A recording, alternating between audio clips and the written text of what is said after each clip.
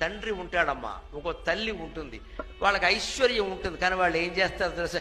మనమే అన్నీ తినేస్తే పిల్లలకే ఉంటుంది, మనం జాగ్రత్తగా ఉండాలి అని వాళ్ళు పండక్కి బట్టలు కొనుక్కోవడం మానేసి పిల్లలకు కొట్టాలి.